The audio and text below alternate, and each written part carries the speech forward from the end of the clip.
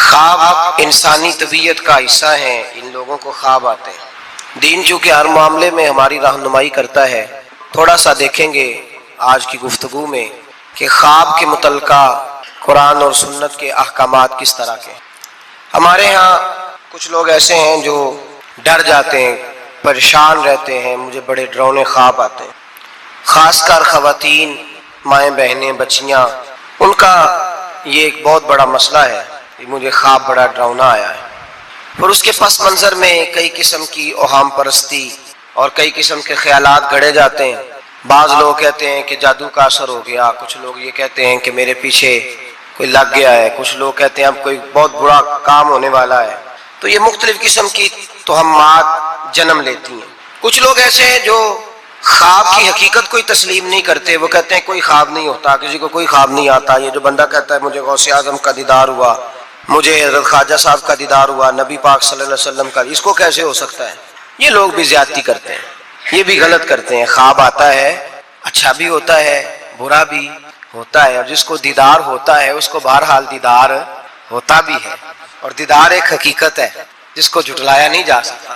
اور اس معاشرے میں میرے مصطفیٰ کا دیدار ہی تو ہے جس کی وجہ سے دنیا بچی ہوئی ہے، دیدار ہی تو ہے جس کی وجہ سے یہ روشنی ہے، اور حضور کا دیدار ہی تو ہے جس کی وجہ سے روز پھول کھلتا ہے تو اس میں سے خوشبو آتی ہے۔ اگر حضور کا دیدار ہی نہ ہو تو کائنات تو زندہ ہی نہ رہے۔ تو کچھ لوگ انکار کرتے ہیں۔ کچھ لوگ ایسے ہیں، اللہ تعالیٰ معاف کرے، جن کو روز ایک خواب آتی ہے۔ پیر صاحب روز نیا خواب سنا کے مریدوں پہ قبضہ کرتے ہیں، اور مریدوں نے بھی لسٹ نکالی ہوئی ہے، بیچارہ وضو ڈھب سے نہیں کر سکتا لیکن روز بغداد شریف ہی ہوتا ہے، شام کو روز مدینے جاتا ہے۔ لسٹ لگائی ہوئی ہے اور چھاپی ہوئی ہیں اخبار، باقاعدہ جو ہے وہ خوابیں لکھ لکھ کے چھاپی ہوئی ہیں، پڑھ پڑھ کے سنائی جاتی ہیں، اور کہا جاتا ہے فلانے کو جڑے محرم راز حقیقت دے او تے راز حقیقت کھول دے ہی نہیں، اے جنہ ویکھیا نہیں او کرن گلاں، جنہ ویکھ لیا او تے بول دے ہی نہیں، او تے بول دے۔ ایک جگہ میں نے یہ شعر پڑھا تو ایک بابا جی کھڑے ہو گئے، بعد میں مجھے کہنے لگے حضرت صاحب ناراض نہ ہو، ایک اضافہ نہ کر دیں تھوڑا جہا۔ میں کہا تہاڈا اگر شعری ذوق ہے تے مینوں کی اعتراض ہے، کرو اضافہ۔ کہنے لگے تساں آکھیا جڑے محرم راز حقیقت دے او راز حقیقت کھول دے نہیں، جنہ ویکھیا نہیں او کرن گلاں، جنہ ویکھ لیا او تے بول دے۔ کہندے نے میرا خیال ہے جنہ ویکھ لیا بولن جوگے رہندے ہی نہیں۔ میں کہا تہاڈا خیال بڑا اچھا ہے، میں بھی اتفاق کرنا۔ یہ کیسے ہو سکتا ہے؟ تو دیدار کر رہا ہے پھر تو اس پہ دکانداری کر رہا ہے، اور کوئی شے نہیں ملی تھی تجھے بیچنے کو، معاذ اللہ، یہ تو نے کتنا اپنے ساتھ ظلم کیا کہ تو نے اپنے محبوب کا دیدار ہی سیل پہ لگا دیا ہے۔ کس قدر ظلم کی بات، کتنی زیادتی کی بات کہ دیدار مصطفیٰ کو، دیدار غوث اعظم کو، دیدار اعلیٰ حضرت کو تو فروخت کر رہا ہے۔ تو بھائی یہ افراط و تفریط ہے، اس سے نکلیں۔ خواب کی حیثیت ہے، قرآن پاک نے خواب بیان کیے۔ سورہ یوسف آپ پڑھیں گے تو حضرت یوسف خواب کی تعبیریں بتاتے تھے جیل میں جب آپ گئے تھے، 2 خواب وہاں بیان ہوئے۔ پھر قرآن مجید میں حضرت ابراہیم اور جناب اسماعیل کا جو ذبح کا واقعہ ہے وہ سارا خواب پر مشتمل ہے۔ انی ارا فی المنام انی اذبحک، حضرت ابراہیم نے جناب اسماعیل سے کہا تھا بیٹے میں نے خواب دیکھی ہے کہ میں تجھے ذبح کر رہا ہوں، اور جب حضرت ابراہیم علیہ السلام ذبح کر چکے، چھری پھر گئی دمبے کی گردن پہ، تو اللہ نے فرمایا یا ابراہیم قد صدقت الرؤیا، تو نے اپنا خواب سچا کر کے دکھایا ہے۔ تو خواب کی حیثیت ہوئی نا، اس لیے یہاں مفسرین نے لکھا ہے کہ نبی کو جو خواب آتی ہے وہ اللہ کی طرف سے وحی ہوتی ہے۔ نبی کو جو خواب آتی ہے وہ اللہ کی طرف سے، بولیے اللہ کی طرف سے وہ وحی ہوتی ہے۔ پیغمبر کو جب بھی خواب آتی ہے وہ وحی الہی ہوتی ہے، اس بات کو سمجھ لیں۔ اور پھر خود حضرت یوسف کے خواب کا ذکر ہے قرآن مجید کی سورہ یوسف کی آیت نمبر 4 اور 5، 2 آیات میں نے تلاوت کی ہیں۔ حضرت یوسف علیہ السلام کے خواب کا تذکرہ ہے۔ حضرت یوسف خواب دیکھتے ہیں اور پھر اپنے والد سے بیان کرتے ہیں، کہتے ہیں اذ قال یوسف لابیہ، جب کہا یوسف نے اپنے باپ سے، یا ابت انی رأیت 11 کوکبا، اے ابا جی میں نے دیکھا ہے۔ کیا دیکھا ہے؟ میں نے 11 ستارے، ایک سورج اور ایک چاند دیکھا ہے۔ رأیتہم لی ساجدین، کہ وہ مجھے سجدہ کر رہے تھے۔ 11 ستارے، ایک سورج اور ایک چاند مجھے سجدہ کر رہے تھے۔ خواب بیان کیا حضرت یوسف نے اپنے والد جناب یعقوب کو خواب۔ اب جناب یعقوب کیا کہتے ہیں؟ قال یا ابتی، کہا اے میرے بیٹے، لا تقصص رؤیاک علی اخوتک، اے بیٹے یہ خواب اپنے بھائیوں کو نہیں سنانا۔ کیوں؟ فیکید لک کیدا، وہ تیرے ساتھ کوئی چال چلیں گے۔ اور پھر الزام بھائیوں پہ نہیں لگایا، فرمایا ان شیطان للانسان عدو مبین، اس لیے کہ شیطان آدمی کا کھلا دشمن ہے۔ تم نے اپنے بھائیوں کو خواب سنانا تو خواب کا ذکر بیان کیا، خواب کو قرآن پاک نے، اور وہ خواب پھر ان کا سچا ہوا۔ حضرت یوسف کا وہی خواب بعد میں سچا بھی ہوا، جب آپ کے والد نے، والدہ نے، بھائیوں نے آپ کو جا کے سجدہ کیا تو وہ خواب بعد میں سچا ہوا۔ تو خواب کی حقیقت ہے۔ میرے اعلیٰ حضرت امام اہل سنت مجدد نیت حاضرہ مؤید ملت طاہرہ صاحب حجت القاہرہ مولانا امام شاہ احمد رضا فاضل و محدث بریلوی رحمت اللہ علیہ، اعلیٰ حضرت نے خواب کی 4 حقیقتیں بیان فرمائی ہیں، اور اعلیٰ حضرت کا کمال یہ ہے کہ تھوڑے لفظوں میں زیادہ بات کر جاتے ہیں۔ اعلیٰ حضرت نے 4 خواب کی حیثیتیں بیان کی ہیں، یہ آپ نے یاد کرنی ہے، ان کو یاد رکھنا ہے کہ خواب کیا ہوتا ہے۔ اعلیٰ حضرت فرماتے ہیں ایک تو خواب ہوتا ہے نفس کی شرارت سے، جو کام بندہ سارا دن کرتا رہتا ہے وہی اس کی خواب میں وہی خواب آتی ہے اس کو، تو وہ خواب نہیں وہ خیال ہے، پہلی قسم یہ ہے، سمجھ آ رہی ہے بات؟ وہ خواب نہیں وہ خیال ہے۔ وہ نفس جو ہوتا ہے نا وہ چیز بنا کے، مثال ہے ایک آدمی پریشان ہے، اس کے پیسے ڈوب گئے، کاروبار نہیں چل رہا، وہ ٹینشن کا شکار تھا، رات وہ پریشانی میں سویا تو خواب دیکھی کہ مکان بھی گر گیا۔ اب سویرے اٹھ کے اس کی بیوی پیر صاحب کے پاس چلی گئی پھونک مروانے، اس نے کہا بڑا بڑا کالا جادو ہو گیا، میں نے مکان گرتے دیکھ لیا، پتہ نہیں کیا بنے گا، تویز دے دے۔ تو پیر صاحب نے بھی کہہ دیا تینوں کسی نے کچھ کیتا ہے، چلو مسئلہ ہی ختم۔ اب وہ نہ کسی کا پتہ نہ کیا کیا اس کا پتہ، علم سے لوگوں کا تعلق نہیں ہوتا تو ان توہمات کا لوگ شکار ہو جاتے ہیں۔ اب یہ جو خواب اسے آیا ہے نا رات کو، یہ اصل میں اس کی ٹینشن تھی جو اسے آئی ہے، وہ ڈپریشن تھا، تو رات کو وہ خواب بن کے اس کے سامنے، بات کی سمجھ آ رہی ہے آپ حضرات؟ مجھ سے کئی لوگ آ کے کہتے ہیں خواب بڑے برے آتے ہیں، تو میں کہتا ہوں ٹھیک ہے، آپ برے ناول پڑھنے چھوڑ دیں، میڈیا پہ بری چیزیں دیکھنی چھوڑ دیں۔ آپ سارا دن بری سوچ سوچیں گے، معاذ اللہ غلط سوچ سوچیں گے تو خواب غلط آئے گا، اور اگر آپ سارا دن درود پڑھیں گے، قرآن پڑھیں گے، رسول اللہ کی نعت سنیں گے تو رات کو انشاءاللہ تعالیٰ حسن مصطفیٰ کے جلوے بھی نظر آئیں گے۔ تو آپ دیکھیں نا دن میں کیا کر رہے ہیں، تو جس طرح کا خیال ہے شام کو اسی طرح کا خواب۔ میں اکثر کہتا ہوں کہ اللہ تبارک و تعالیٰ کے حبیب نے فرمایا ہے کہ تو جس طرح کا ذہن بنائے گا رب بھی تیرے ساتھ اسی طرح کا بن جائے گا، تو اپنے ذہن کو صاف رکھ، اللہ تیرے تصورات کو، تو رات کو خواب اسی طرح۔ ہمارے چھت پہ میں اپنے ابا جی کے ساتھ سویا کرتا تھا، اور وہ زندگی کے بڑے خوبصورت لمحات تھے، وہ اپنی زندگی کے تجربات بیان کیا کرتے تھے۔ تو یہ جو موسم آتا تھا گرمیوں کا، اس موسم میں آپ کو پتہ ہے کہ گھروں میں جو ہماری طرح کے غریب گھرانے ہوتے تھے وہ چھت پہ ہی چارپائی لگایا کرتے تھے، تو چھت پہ سویا کرتے تھے، تو ساتھ ایک پڑوسی رہتا تھا جو بس پہ نا بیچارہ مزدوری کرتا تھا، کیا کنڈکٹر کہتے ہیں کلینر کہتے ہیں، تو وہ جو رات ذرا نیند آنے کا وقت ہوتا تو وہ سواریاں چڑھانی شروع کر دیتا، کہتا جس نے مرید کے جانا ہے آ جاؤ، وہ شور کرتا، تو کہتا لاہور والے فٹافٹ آ جائیں، پھر کئی دفعہ وہ رستے میں شجرے والوں کو اتارنا بھی شروع کر دیتا، تو شور کرتا اونچی اونچی آواز میں۔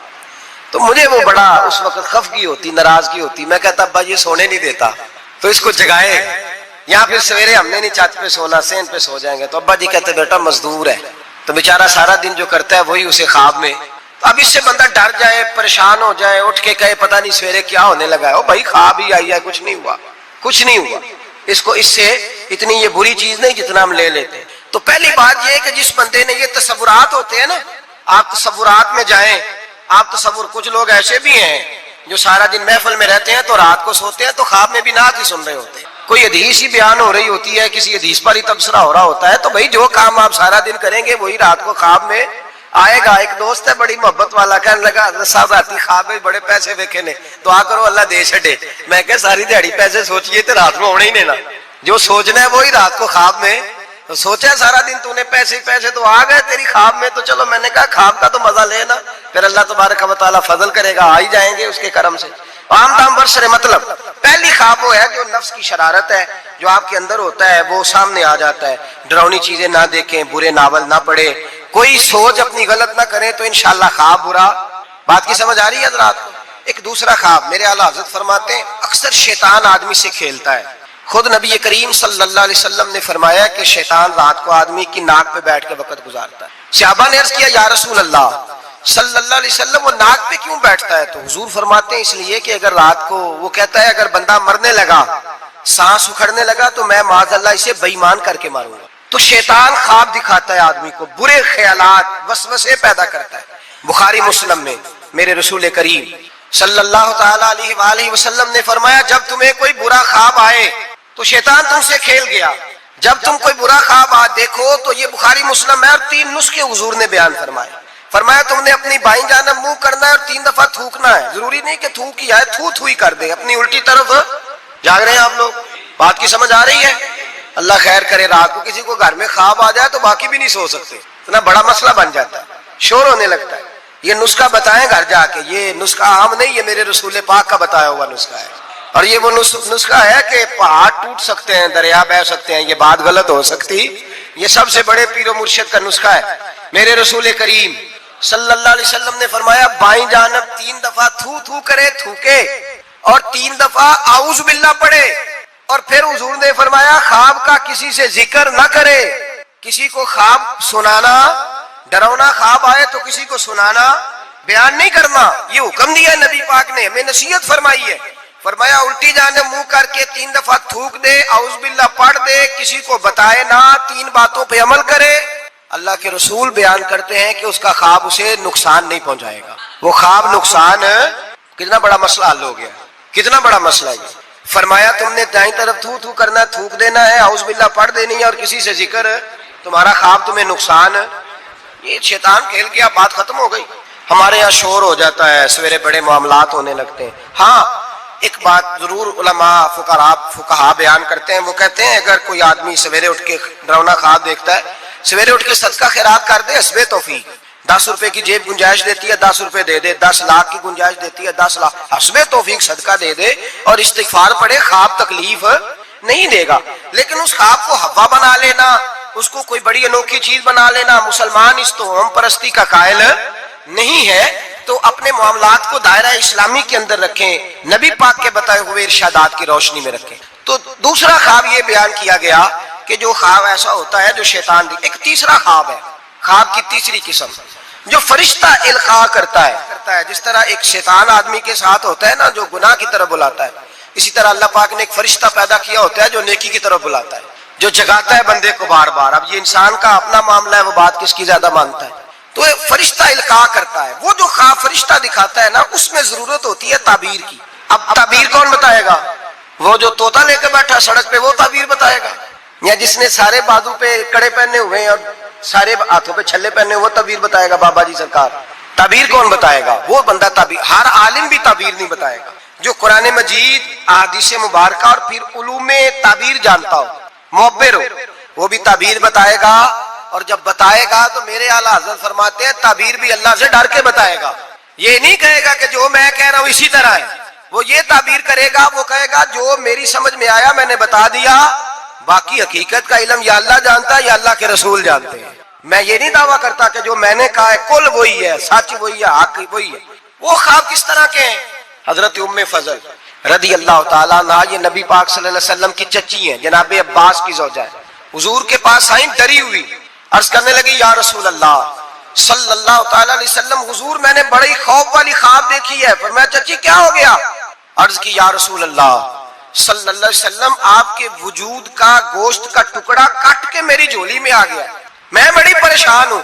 اللہ کے رسول سن کے مسکرائے, فرمایا یہ پریشانی والی خواب تو نہیں, تو خوشی والی خواب ہے. کہا یا رسول اللہ کیا خوشی؟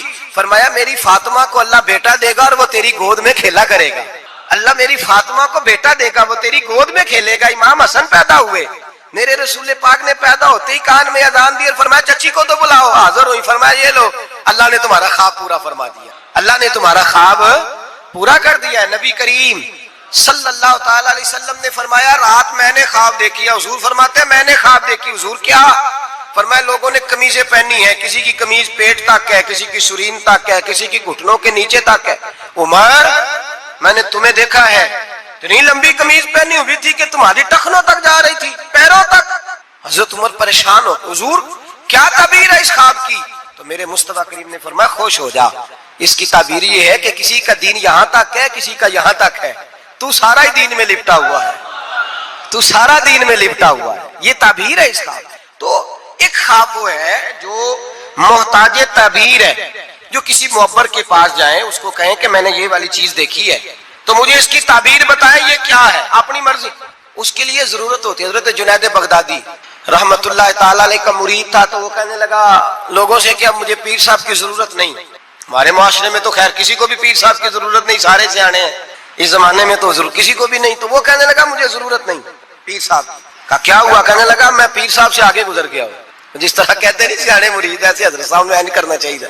اس طرح کہنے لگا جی میں پیر صاحب سے آگے گزر گیا ہوں. کہا وہ کس طرح؟ کہنے لگا جی میں تو روز رات کو جنت میں ہوتا ہوں. داتا صاحب نے لکھا ہے کشف الماجون. تو حضرت جنید بغدادی رحمۃ اللہ علیہ کو کسی نے آ کے بتایا تو آپ تشریف لے گئے. فرمانے لگے یار کس جنت میں ہوتا ہے؟ کہنے لگا بابا جی آپ تو بیٹھے ہوتے ہیں بغداد کی مسجد میں, تو میں تو رات جنت کی سیر کرتا ہوں. فرمانے لگے آج رات جنت جائے تو ایک دفعہ لاہور بھی پڑھ لینا. تو وہ کہتا میں رات کو جنت میں تھا, لاہور شریف پڑھی, میری آنکھ کھلی تو میں روڑی کے ڈھیر پہ بیٹھا ہوا تھا. دوڑا گیا حضرت جنید بغدادی کے, حضور یہ کیا ہے؟ آپ فرمانے لگے تو میرے پاس آتا تھا تو پرہیزگار بننے لگ گیا تھا, تیرے اندر تقویٰ پیدا ہونے لگا تھا, تو رب رب کرنے لگا تھا. شیطان آیا ہے تجھے بہکایا ہے, مجھ سے دور کیا ہے تاکہ تو دین نہ سیکھ جائے. کسی نہ کسی طریقے سے تیرے ذہن پہ اس نے کنٹرول ڈالا ہے, کوئی نہ کوئی بہانہ لگا کے تجھے پیچھے, اور تو بیوقوف اس کے چکر میں آ گیا ہے. لیکن میں تجھ سے ناراض نہیں ہوں گا, میرا تیرا رشتہ دینداری کا رشتہ ہے. تو آ جا نئے سرے سے رب رسول کا دین سیکھ, میں تیری نئے سرے سے تربیت کرنے کو تیار. ایک مسلمان کا جس طرح اللہ تبارک و تعالیٰ کے ساتھ ایک گہرا, مضبوط اور سب سے مستحکم رشتہ ہوتا ہے, اور جس طرح اس کا سب سے مضبوط اور مستحکم رشتہ نبی کریم صلی اللہ تعالیٰ علیہ وسلم کی عالی مرتبت بارگاہ کے ساتھ ہوتا ہے, ان مضبوط رشتوں کے ساتھ ساتھ پھر انسان کے تعلقات معاشرے کے ساتھ ہوتے ہیں, کنبے کے ساتھ ہوتے ہیں, پڑوسیوں کے ساتھ ہوتے ہیں, دوستوں کے ساتھ ہوتے ہیں, استاد شاگرد کا آپس میں رشتہ ہے, پیر مرید کا آپس میں رشتہ ہے, بھائی کا بھائی سے تعلق. ان سارے رشتوں کے ساتھ ساتھ انسان کا ایک رشتہ اپنے آپ کے ساتھ بھی, انسان کا اپنے نفس کے ساتھ, اپنی ذات کے ساتھ بھی. نبی کریم صلی اللہ تعالیٰ علیہ وسلم نے ایک لفظ کہہ کے نا کہ تم پر تمہاری ذات کا بھی حق ہے, تم پر تمہارے نفس کا بھی حق ہے, تو ہم پر ہمارے حقوق بھی نبی کریم نے مقرر فرما دیے. جناب عبداللہ ابن عمر خود فرماتے ہیں کہ سرکار نے مجھ سے پوچھا کہ عبداللہ یہ بات ٹھیک ہے کہ تم ہر روز ہی نفلی روزہ رکھتے ہو اور ہر رات ہی نفلی عبادت کرتے ہو؟ تو میں نے عرض کیا یا رسول اللہ صلی اللہ تعالیٰ علیہ وسلم ایسا ہی ہے. اللہ کے پیارے حبیب علیہ الصلوۃ والسلام نے فرمایا ایسا نہ کرو. وہ نفلی روزہ رکھتے تھے, ہر روز ہر رات نفلی عبادت کرتے. تو محبوب نے ان سے تصدیق کرانے کے بعد فرمایا ایسا نہ کرو, کبھی روزہ رکھا کرو, کبھی افطار کیا کرو, اور فرمایا کبھی نماز پڑھا کرو, کبھی سو جایا. کیوں؟ اس لیے کہ حضور فرمانے لگے تمہارے جسم کا بھی تم پر حق ہے, تمہاری آنکھ کا بھی تم پر حق ہے کہ اسے نیند آتی ہے, تمہاری بیوی کا بھی تم پر حق ہے, اور فرمایا تم سے جو ملاقات کرنے کے لیے آتا ہے اس کا بھی تم پر حق ہے. تو یہ لفظ کہہ کے کہ تمہارے اپنے اوپر بھی حقوق ہیں, تمہاری ذات کے بھی تم پر حق ہیں. بعض لوگ تصوف اور طریقت کے نام پر بہت مشکل باتیں کرتے ہیں اور بہت مشکل باتیں سناتے ہیں, اور بعض لوگ پھر ان باتوں کا بڑا سخت اور مشکل معنی بھی لیتے ہیں کہ بڑی شدید جد و جہد کرنی چاہیے, ہمیشہ راستہ وہی اختیار کرنا چاہیے جو مشقت والا ہو, ہمیشہ وہی کام کرنے چاہیے جن کے اندر زیادہ دشواری ہو. ٹھیک ہے, بعض اوقات مشقت والے کام, مجاہدے والے کام انسان کی نفس کی تربیت کے لیے بڑے اچھے ہوتے ہیں, لیکن ایسی مشقتیں, ایسے مجاہدے جو انسان کو اتنا کمزور کر دیں کہ وہ ضرورت کے جو حقوق ہے وہ بھی پورے کرنے کے قابل نہ رہے, اس کی صحت پر ہی اثر انداز ہو جائیں, وہ آنے جانے والوں سے ملنے کے قابل ہی نہ رہے, وہ دیگر اس کے ذمے جو اس کے خاندان کے قبیلے کے بال بچوں کے حقوق ہیں وہ ادا ہی نہ کر سکے, تو اسلام اس کی بھی اجازت نہیں دیتا. خود ساختہ تصوف اور خود ساختہ طریقت کا جو مفہوم لوگوں نے بنا لیا ہے وہ مفہوم بھی درست